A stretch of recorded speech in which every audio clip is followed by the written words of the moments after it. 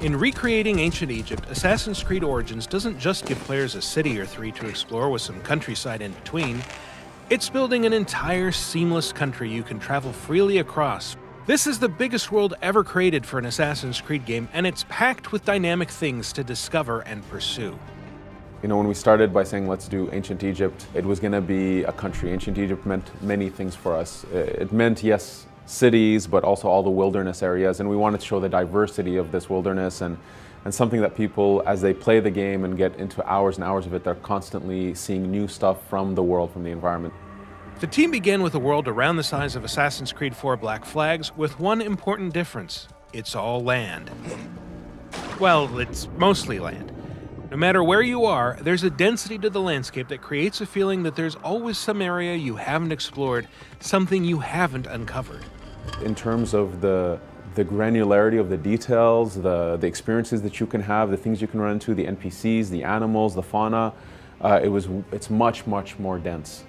So this is definitely, in terms of content, the biggest world we've ever built. We wanted the exploration of the world to really be jaw-dropping. We wanted people to be lost in this world for hours and hours, so the game is quite huge. The world is massive. Egypt, even in the game setting of 49 BCE, was never an undifferentiated landscape of deserts, pyramids, and snazzy headgear. It was huge and cosmopolitan, a hub of trade, agriculture, and craftsmanship. From Alexandria to Memphis, Egypt was a place of geographical contrast and cultural diversity, and recreating the entire country as a single open world is one of Assassin's Creed Origins' greatest achievements. So if you go into Alexandria, it's a very Greek city, a very big and broad streets, and then you go into Memphis, it's very crowded, and all of this is based on the historical research that we do. So we learned, for instance, that the Memphis is very close to the Nile, and that the course of the Nile changed with centuries, and that it affected how the city was built. And so in return, that affects the way that we create that city, and that is what players will experience. A city filled with water, with caves, with surrounded by the Nile, with boats around. So very, very nice and rich city. So historical research is very important for us. Next to capturing the scale and detail of Egypt, the game's biggest task is to fill its vast spaces with interesting things to see and do. The Egypt of Assassin's Creed Origins is a dynamic place, one where you'll always be able to find wildlife to hunt, a secret to uncover, a bandit gang to raid, or a quest to pursue. In fact, you'll need to discover the game's quests on your own, and there are multiple ways to do it. A vital contact might direct you to someone who wants you to check on a friend in danger, for example, or you might just stumble onto that friend while exploring and get pulled into a new adventure. You can even leave a quest at any time, pursue other tasks, and then pick up again from where you left off. There's tombs and temples to explore, there's puzzles in the world, left by the ancient people. There's a lot of really cool activities to do in the world. There's a huge density there. Assassin's Creed Origins is set during the reign of Cleopatra, an extremely tumultuous and pivotal era for Egypt, and one that fits in well with the series' preference for periods of conflict, upheaval, and massive societal change. The game takes place during her ascension to the throne. During this time period, her father, Ptolemy XII, had passed away, and so he left the country into the hands of Cleopatra and her brother, Ptolemy XIII, who's the boy king. And right away there was conflict and strife and a civil war between the two, and Cleopatra gets exiled. And so we catch up to her in our context when she's exiled, and so she's on her way to reclaiming her throne. Pretty much everyone in Cleopatra's family has been assassinating each other's, so that creates this unique set that's tremendous to create a story and to go around all of this plot. Ptolemy XIII appears to have the full support of a masked secret society calling itself the Order of the Ancients, and since history tells us the Boy King's power grab was orchestrated mostly by his advisors, it's likely the masked men are behind the civil war itself.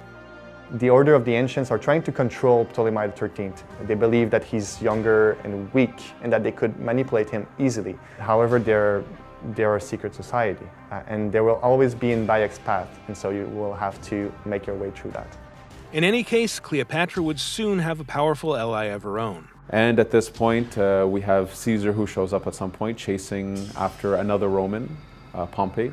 Pompey came to Egypt in order to be protected, thinking that they had an alliance. But Ptolemy, knowing that Caesar was coming, he decides to assassinate Pompey as a gift to Caesar, which only infuriates Caesar, saying that he was, yes, he was my enemy, but he was also a Roman. You cannot kill a Roman like that. And so this pushes him to ally with Cleopatra. And so we get to meet these key central figures. So Caesar being, you know, this legendary tactician, I think one of the most epic historical figures that we can possibly have in the Assassin's Creed series. We wanted our players to experience it sort of as if, you know, for Bayek, these are also at some point gods. You know, Cleopatra, Ptolemy, they're considered to be gods in this world. And as he meets them and he's almost, you know, in awe of who they are, as soon as he meets them and he realizes these are human beings with their own flaws and weaknesses and strengths, and he connects with some, doesn't connect with others. And this is, we want it to be a reflection of how, you know, hopefully our players can also envision these kind of people. Have them boiled to death inside a bronze bull. Goddess, no. They were coerced. Bayek's quest isn't just about exploring ancient Egypt or defying the Ptolemies, or even fighting the masked agents of the Order of the Ancients. It's about finding a new place in a world whose changing traditions have made him obsolete, and it's a quest that will lead, eventually, to the founding of what we now know as the Assassin Brotherhood.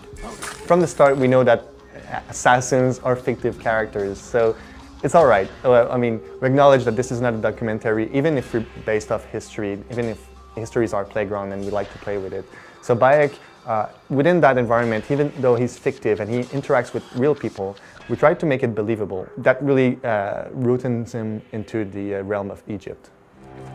Assassin's Creed Origins is coming October 27th for Xbox One, PlayStation 4, and PC. To find out more, check out the other videos on this channel and visit us at Ubiblog. So effectively, we started with a map that was about, you know, Black Flag world map and replaced the water with land.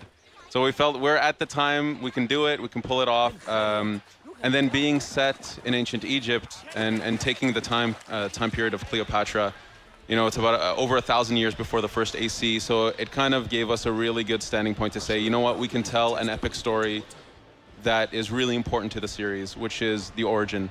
And then, of course, it was a matter of how do we infuse Egypt intimately into that origin story. So for sure, things like religion, culture, the background of our characters, the background of Bayek and who he is intimately married into that birth. Now, I'm a bit not confused, but between Cleopatra's time, is that New, Middle, or Old Egypt? So this is the end of the old era. Okay. So this is around 49 BCE. Okay, perfect. So effectively, she's the last pharaoh. We felt that this was a time period where Egypt is very rich already with history and culture, so that even if Bayek, our protagonist, is roaming through the world, that he's still discovering his own country, because we want our players to discover it as well. But it also affords us to meet epic characters like Caesar and Cleopatra, to go through the end of the old era, the beginning of a new world. And it felt like that this was an amazing crucible of history to give the birth of our order, which lasts for 2,000 years in our lore. So it just felt like, you know, the stars were aligning. This is an epic time period for us, and it connected really well with what was happening at the time period.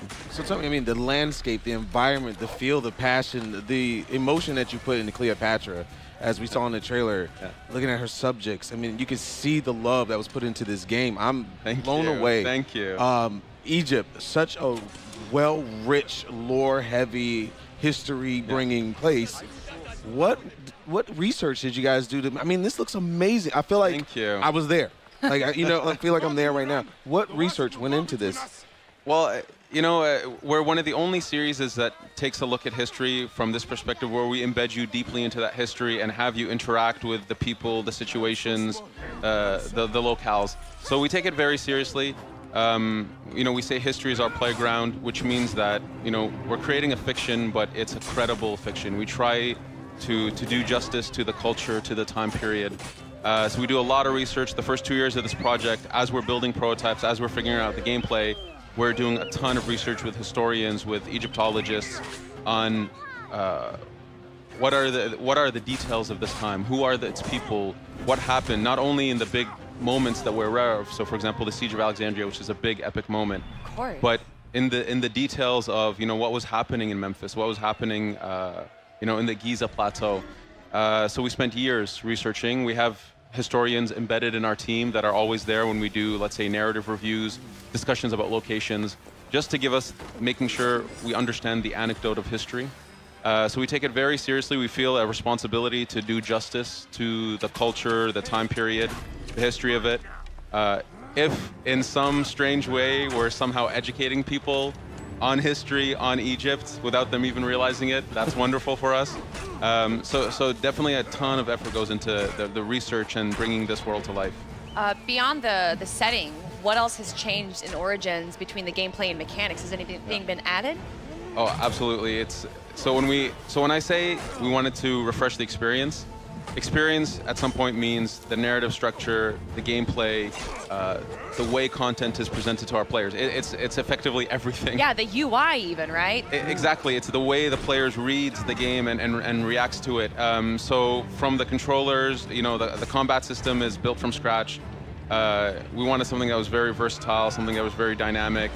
We wanted the RPG element to be much stronger in this game, that leveling up, having abilities, finding gear. So for example here, finding new gear really matters to the player.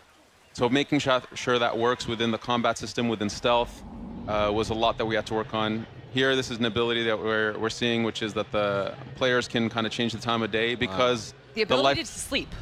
Exactly. We call it meditation. He's meditating. Okay, He's really I actually wasn't far off. Introspecting.